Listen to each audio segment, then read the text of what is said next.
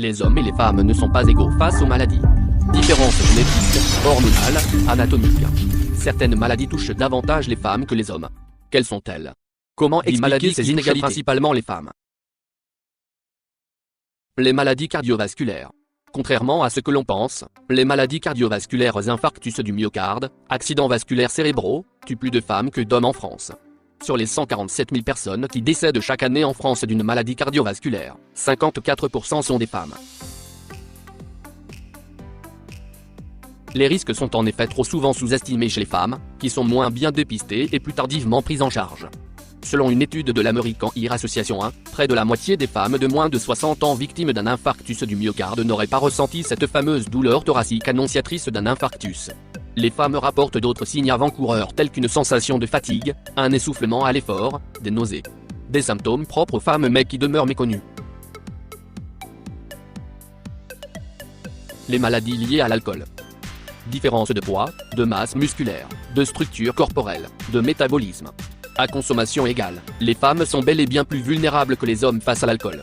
Ainsi, pour une même quantité d'alcool ingéré, le taux d'alcoolémie dans le sang sera plus élevé chez la femme que chez l'homme. Risque de dépendance à l'alcool, de cirrhose hépatique. Les médecins mettent ainsi en garde contre les risques liés à l'abus d'alcool, en particulier chez la femme pour qui les dommages apparaîtraient plus tôt et pour qui le risque de dépendance est accentué. Ainsi, selon l'INPES, une consommation d'alcool doit être considérée à risque d'être 3 verres d'alcool par jour, environ 30 grammes, chez l'homme et 2 verres, 20 grammes, chez la femme. D'après l'INSERM, chez la femme, le risque de survenue d'une maladie alcoolique du foie devient significatif d'être 30 grammes d'alcool par jour, soit 3 verres, contre 50 grammes d'alcool par jour, soit 5 verres, chez l'homme. Les troubles anxieux et dépressifs. Les femmes sont 2 fois plus touchées que les hommes par les troubles anxieux et dépressifs. Ainsi, selon les données de l'Institut national de prévention et d'éducation pour la santé, INP, en moyenne en France, une femme sur 5 connaîtra un épisode dépressif majeur, EDM, au cours de sa vie, contre un homme sur 10.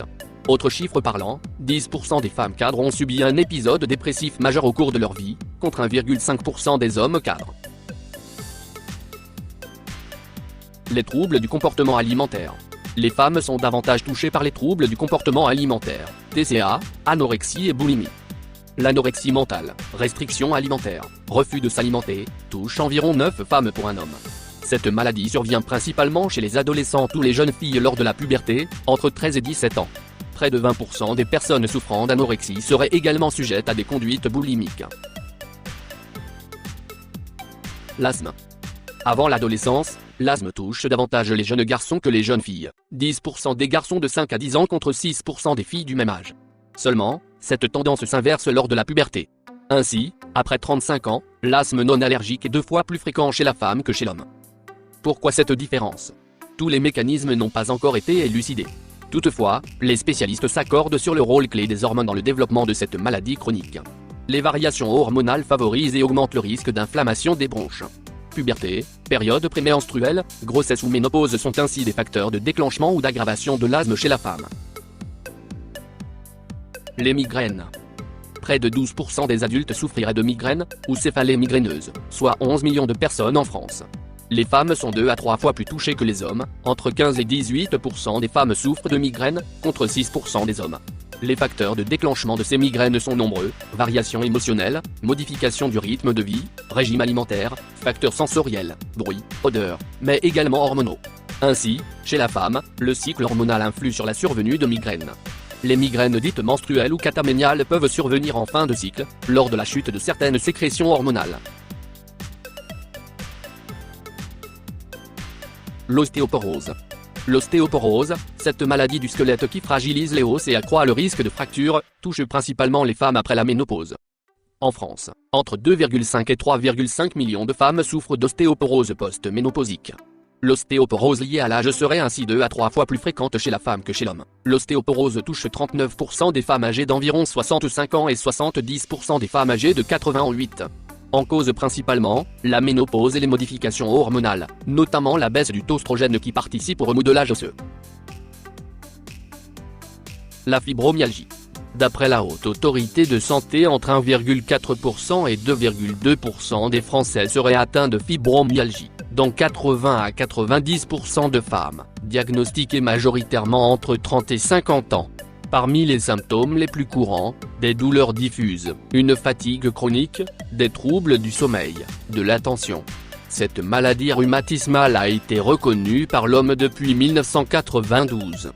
Comment expliquer cette prédominance féminine ? Les origines de cette maladie restent encore mal comprises et sujets à controverse. La maladie d'Alzheimer.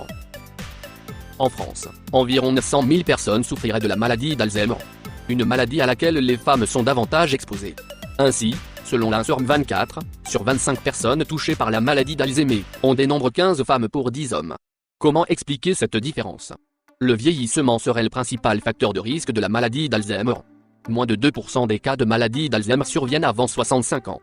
Seulement, passé 65 ans, la fréquence de la maladie d'Alzheimer s'élève à 2 à 4% de la population générale, pour atteindre 15% à l'âge de 80 ans.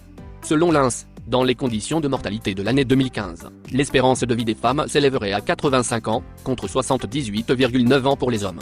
Les femmes vivant plus longtemps auraient ainsi plus de risques de développer la maladie d'Alzheimer. D'autres facteurs de risque semblent également jouer un rôle dans la survenue de cette maladie neurodégénérative, des facteurs génétiques, environnementaux ou cardiovasculaires comme le diabète ou l'hypertension. Selon les estimations, en tenant compte de l'augmentation de l'espérance de vie en France, 1,3 million de personnes pourraient être touchées par la maladie d'Alzheimer en 2020. Les maladies auto-immunes. Le lupus érythémateux disséminé ou systémique est une maladie auto-immune, c'est-à-dire résultant d'un dysfonctionnement des défenses immunitaires, inflammatoires qui se manifeste le plus souvent par des lésions cutanées sur le visage, des douleurs articulaires, une importante fatigue, de la fièvre. Le lupus peut également atteindre certains organes comme le rein, le cœur ou le cerveau. Comme la plupart des maladies auto-immunes, le lupus touche majoritairement les femmes. En France, entre 20 000 et 40 000 personnes souffriraient de lupus, dont 85% de femmes de 22-23. Comment expliquer cette prédominance féminine ? Des différences hormonales et génétiques seraient en cause.